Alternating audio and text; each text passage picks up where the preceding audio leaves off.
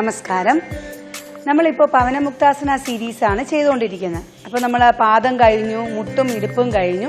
ഇനി നമ്മൾ നട്ടലും അതായത് മുതുക് ഭാഗവും ഇടുപ്പിനുമായിട്ടുള്ള ചലനങ്ങളാണ് ഇന്ന് നമ്മൾ കാണാൻ പോകുന്നത്. അപ്പോൾ ആദ്യം നമ്മൾ ഇതിൻ്റെ ഗുണങ്ങൾ പറയാം. അപ്പോൾ ഇടുപ്പ് എന്ന് പറയുന്നത്, നട്ടല് എന്ന് പറയുന്നത് തന്നെയാണ് നമ്മളുടെ സ്പൈൻ, അതായത് നമ്മളുടെ സ്പൈനൽ കോഡിൻ്റെ ഒരു വീടെന്ന് പറയാം. ഓക്കെ, അപ്പോൾ ഈ സ്പൈനൽ കോഡിനെ പ്രൊട്ടക്റ്റ് ചെയ്യുന്നതാണ് ഈ നട്ടൽ. അപ്പോൾ നമുക്ക് ഉണ്ടാകുന്ന ഭൂരിഭാഗം വേദനകളും അതുപോലെ ക്ഷീണവും എല്ലാം ഈ സ്പൈനൽ കോഡിനെ നമ്മളൊന്ന് ആക്റ്റീവ് ആക്കി കൊടുത്തു കഴിഞ്ഞാൽ തീരാവുന്ന പ്രശ്നമേ ഉള്ളൂ. അപ്പോൾ അതിന് നമുക്ക് സ്ട്രെച്ചിങ് വളരെയധികം ഉപയോഗപ്പെടും. അപ്പോൾ അതുകൊണ്ടാണ് ഇന്നത്തെ ദിവസം അല്ലെങ്കിൽ ഇന്ന് നമ്മൾ ചെയ്യാൻ പോകുന്ന ഈ 2 പ്രാക്ടീസ് വളരെയധികം ഇമ്പോർട്ടൻ്റ് ആണ്.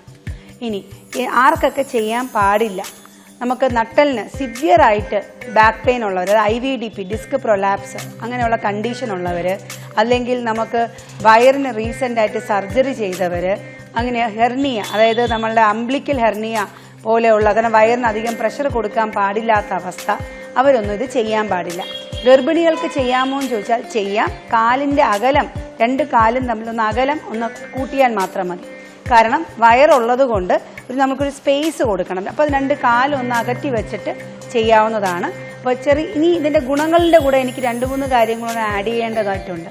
നമുക്ക് ഇരുന്ന് കൊണ്ടുണ്ടാകുന്ന നടുവേദന, ഒരു രാവിലെ എണീക്കുമ്പം തന്നെ ഒരു ഫെറ്റീഗ് എന്ന് പറയും, നമുക്കൊരു തളർച്ച അല്ലെങ്കിൽ ഒന്നിനോട് ഒരു താല്പര്യക്കുറവ്, അങ്ങനെയുള്ളൊരവസ്ഥ, ശരീരത്തിന് ഒരു ഉന്മേഷക്കുറവ്, ഇങ്ങനെയുള്ള അവസ്ഥയ്ക്കൊക്കെ ഇത് വളരെയധികം നല്ല ഉപയോഗപ്പെടുന്ന ഒരു സീരീസാണ് ഇത്. അപ്പോൾ നമുക്കിത് ആദ്യം എങ്ങനെയാണ് ചെയ്യുന്നത് നമുക്ക് നോക്കാം.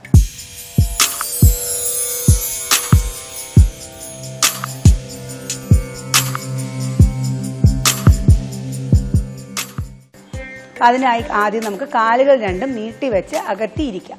ഞാൻ നേരത്തെ പറഞ്ഞു ഗർഭിണികൾക്ക് ചെയ്യാം. അപ്പോൾ അവരുടെ വയറിൻ്റെ പൊസിഷൻ അല്ലെങ്കിൽ വലുത് ആണെങ്കിൽ അതിനനുസരിച്ച് കാല് അതിനനുസരിച്ച് അകത്തി വെക്കുക.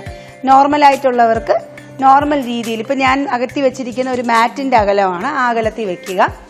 മുന്നിൽ കാണുന്ന ഒരു വസ്തുവിലേക്ക് നേരെ നോക്കുക. നടുഭാഗം നമ്മൾ ഇതുപോലെ സ്ട്രെയിറ്റ് ആക്കി ഇരിക്കണം. എന്നിട്ട് കൈ നീട്ടി എവിടെയാണോ കൈ എത്തുന്നത് അവിടെ പിടിക്കുക. ഇപ്പം എനിക്ക് ടോസിൽ പിടിക്കാൻ പറ്റുന്നുണ്ട്, അതുകൊണ്ട് ഞാൻ ടോസിൽ പിടിച്ചു. ഇനി ചിലവർക്ക് ഇവിടെ പിടിക്കാൻ പറ്റുമെന്നുണ്ടെങ്കിൽ അവിടെ എത്തിയാൽ മതി. എവിടെയാണോ കൈ എത്തുന്നത് അവിടെ നമ്മൾ കൈ പിടിക്കുക.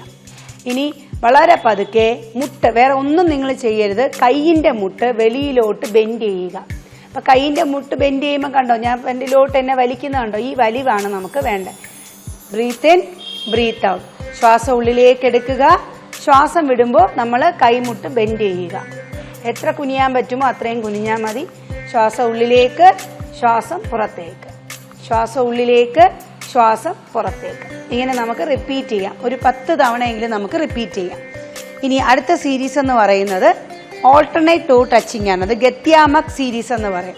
കൈ രണ്ടും ഷോൾഡർ ലെവലിൽ വെച്ച് ഇടത്തെ കൈ കൊണ്ട് വലത്തെ കാതത്തിൽ തൊടുക.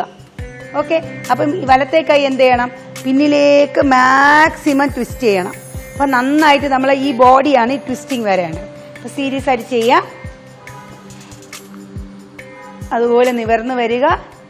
ലെഫ്റ്റ് സൈഡ് പിടിച്ചതിന് ശേഷം ബോഡി നന്നായിട്ട് ട്വിസ്റ്റ് ചെയ്യുക. Sit straight.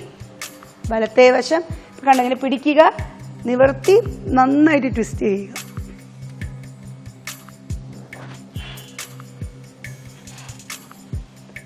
ഇത് നമുക്കൊരു 6 പ്രാവശ്യം ചെയ്യാം. പിന്നെ ഈ സീരീസിൽ തന്നെ ഉള്ള ഒരു ആസനയാണ്, ഇതിന് മുന്നേ നമ്മൾ ചെയ്തിട്ടുണ്ട്, ചക്കി ചലനാസന.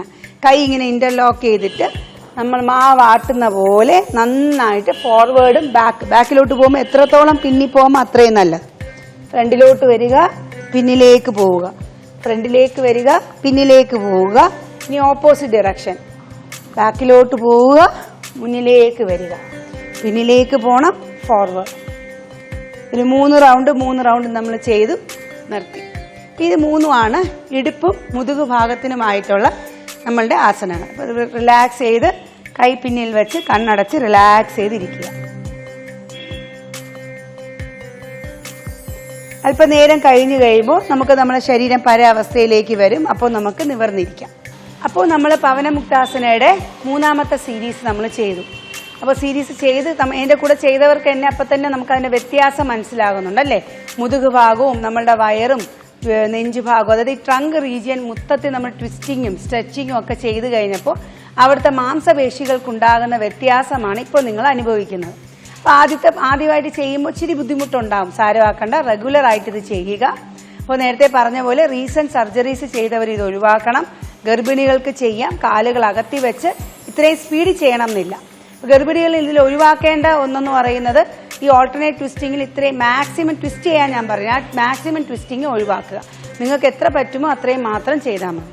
റെഗുലറായിട്ട് ചെയ്യുക. നന്ദി, നമസ്കാരം.